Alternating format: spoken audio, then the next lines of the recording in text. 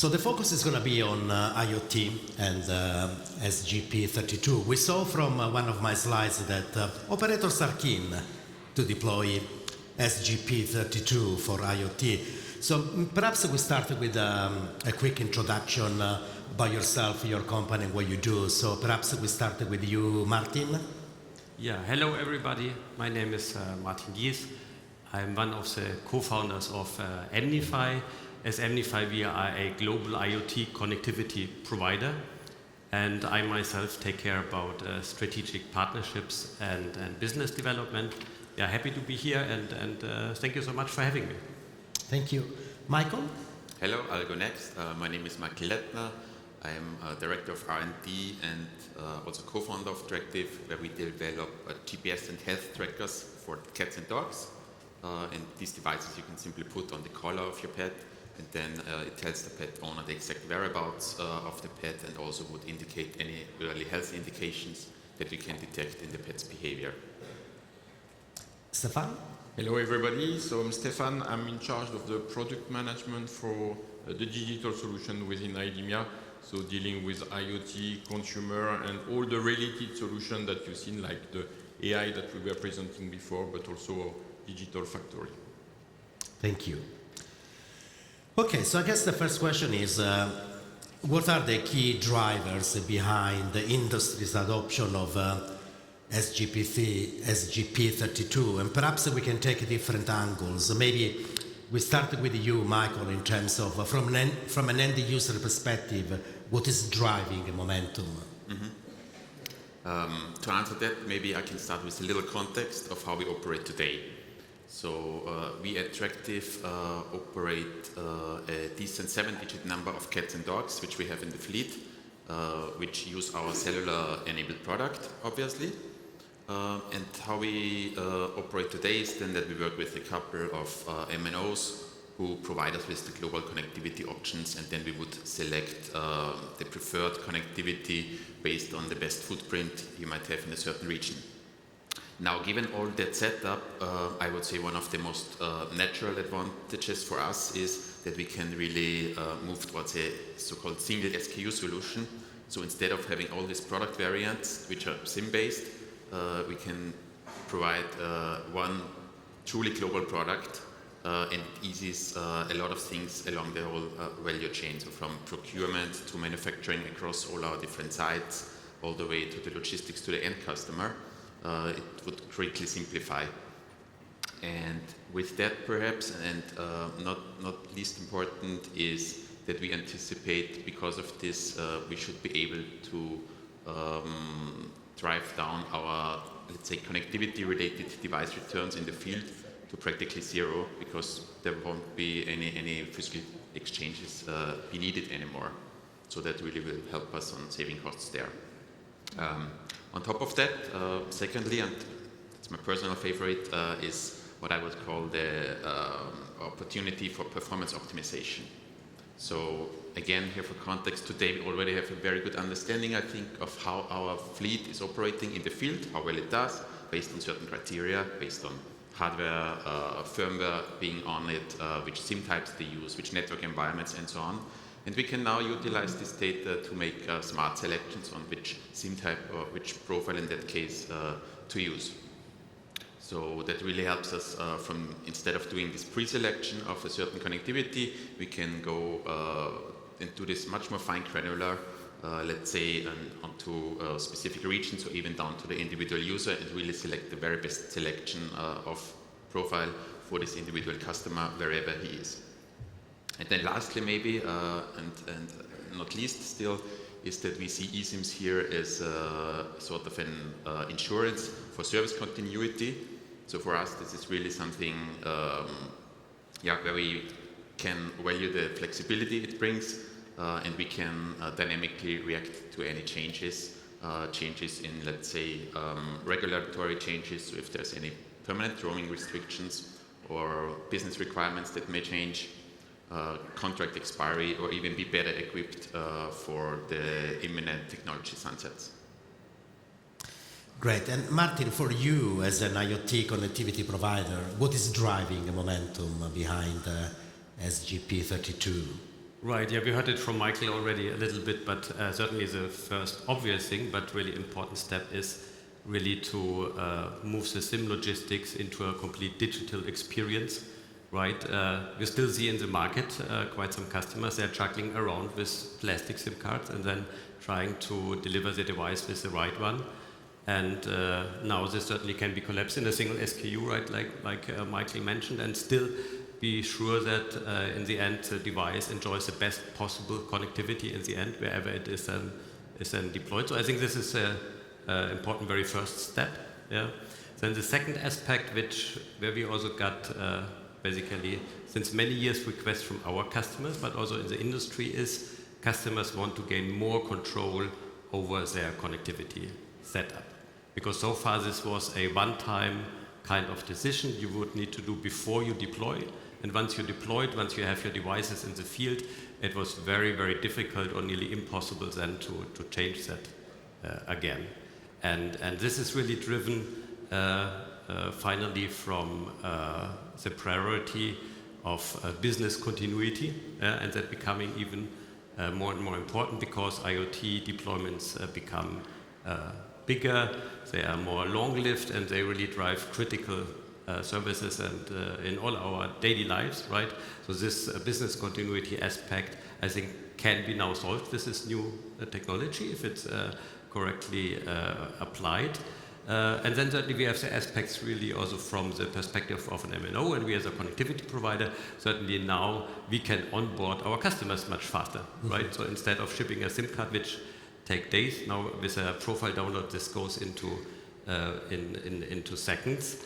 And but this also changes a little bit the dynamic of the engagement, because you go from a one-time provisioning event now into supporting your customers really through the whole life cycle of their deployments.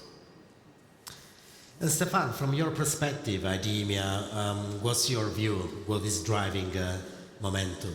I would say that as a technology enabler, we see different angles. The first one is the simplicity of the new specification compared to what was existing before. For sure, before we had a very difficult ecosystem with a lot of integration to be done, which is no more the case with the new ecosystem, which is allowing newcomers and new market players to enter this model and to be there. The second thing that is important for us and that we are always seeing on the market, this is scalability. And when I say scalability here, this is not having a deployment on the cloud, etc., that we are doing and that everybody is happy with.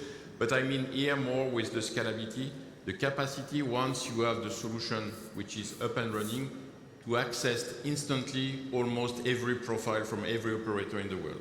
So you can instantly scale instead of having, each time you want to onboard a new customer or a new MNO, to have to run a project. Okay, so that's the second thing. And the third thing, which is still important and we have to reinvent ourselves as IDEMIA, is the affordability of the solution, in the sense that with the players that are now entering the market, we had to think potentially differently compared to what we were doing before.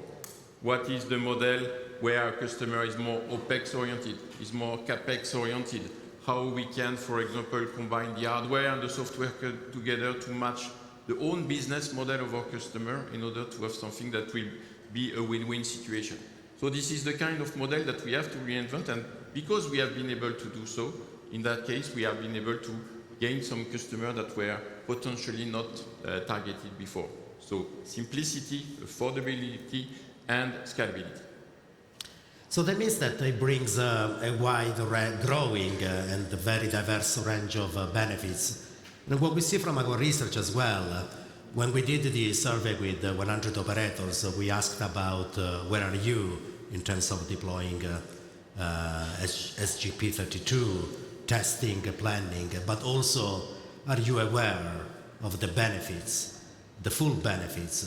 There was a general consensus that there is a good awareness of the benefits, less so on the costs of implementing. So perhaps as a second area of focus, let's talk a little bit about the challenges that MNOs, MVNOs could face, but also enterprises when implementing the technology. So perhaps we start with Martin again. What are the main challenges anticipated by operators and enterprises? Well, so I mean, SGP.32, first of all, it's a technology, right? It's an enabler, an important enabler, but it's not, from my perspective, a turnkey solution by itself. Yeah? So, and certainly when this is introduced now to the market, IoT customers need to make their choice for which partner they will go. And I think that's an important decision, to go for that partner who has the right operational model that fits really into the tech stack and the operational model of yourself as a customer, right? And then on the other side, certainly what we are talking here about is that connectivity will become a complete software-defined game now, right? And certainly we have all the nice stuff we're always talking about here now. We can do this very quick onboarding. We can do very nice factory profile provisioning. We can change the connectivity in the field. We can build more resilience by putting up more profiles. But certainly to do that then on a large scale, you need to have a very high level of automation and orchestration, right? And for that, I think you need to have a very, very mature tech stack, right? Because you need to do that in a very secure and reliable way. And I think that's also certainly for us as providers and MSOs, where we need to rethink, okay, what are the right integration points for enterprise customers into our environment? What are the APIs? What are we exposing? How can we provide the right level of orchestration? And how can we enable the customer to do this automation in a very, very secure way, actually? That's what I see there. Thank you. And Stefan, from your perspective, when you talk to your customers, MNOs and VNOs, what are the challenges that they highlight? Yeah, first of all, I can only confirm what Martin said, typically, that having a SGP.32 solution from a technical point of view, this is not enough. You need to build a whole ecosystem around that in order to have a solution working. But also, I think for the MNOs, and we see that regularly with the meeting that we have, there is a shift of mindset that should happen. For an operator that was used to sell a SIM card, solder or not, into a device, and then they had the revenue for 3 years, etc., that will not be the case anymore. So that will be something that will be much more dynamic, with a less, I would say, confirmed or committed consumption around that. So that's something that the operator have to change the mindset, and this is coming. But there is still a lot of progress to do on that front. And the last one that I will mention is still a big topic nowadays. This is the interoperability. We know that we have a new specification there. There are different elements. So we have the hardware, we have the software that will be running on the device, either directly on the UACC or on the module itself. We have the server managing the UACC. We have the server managing the profile. And all that together, combined with different protocols that are now allowed compared to the previous specification, we have to prove to the market that this interoperability is there. And that's, I mean, each time we have a project, we are meeting customers, what about interoperability? Do you guarantee us that you can download the profile from any platform, etc., etc.? So that's really a big topic nowadays. I hope, and I'm convinced that we will convince our customer that this is the case, and you've seen some announcement that we are launching customer where we run such a test and with a proven interoperability. So let's cross finger that everything will go that direction. And it's interesting to see that when we talk with the ecosystem, when we talk with the customers, when we do surveys, every time there is a new technology and you ask, tell me your top 2 challenges, there is a general consensus that the cost of implementation and integration of the new technology with existing technology, which obviously includes also interoperability, are always, in many, many situations, the top 2 challenges. So it's not a new thing, but definitely there is work to be done. And I guess, Michael, from your perspective, the challenges that you see. Yeah, really, I mean, it's more or less what you just said. It's really the feedback from our, let's say, early adoption that we're doing here. The main challenge that we see is truly around this interoperability. So we do have all these different players that have to perfectly work together. We have the modem vendor on the one hand, us as the hardware and firmware developer, the MNOs of this world, and the eSIM solution suppliers, of course. And yeah, they all need to come together here to make this work and have it really fly also in practice. Yeah, so for our taste, to be honest, I mean, we were used to, let's say, in the past, we just bought the SIM cards from the MNOs and we took connectivity as granted. But with all these additional features, of course, it comes with a certain complexity. And so we see ourselves, find ourselves instead of plug and play, we do a lot of validation and testing, more than we used to as an end customer. And I think there's still a lot of room for improvement to build the trust that you mentioned, to be just sure that everything works well together. Right. And I guess the next question, which is a follow-up of the discussions that we are having so far, is based on learnings so far, the things that we have learned so far, what will be your advice, the advice that you would offer to an MNO or MVNOs looking to deploy the technology? And perhaps we can start with Martin. From your perspective, what will be the advice that you would give? Yeah, so from an MNO's perspective, or we as a connectivity provider, I think we really need to rethink a little bit our proposition, what we are providing. So I think we need to become more kind of a platform provider and enabler, but our platform needs to fit into the ecosystem of the customer. So in his supply chain processes, in his vision, how he wants to build the product. And one important aspect is there that the customer wants to have more flexibility. So one customer may want to have the full stack solution from the SIM card to the orchestration. Another customer will say, okay, I want to have only the profile from you, or only the orchestration, or only the SIM card. So we need to develop a much more flexible offering there. And that's also circling back to the interoperability issue. If that is then done in a more as a kind of a Lego block kind of approach, interoperability is super important.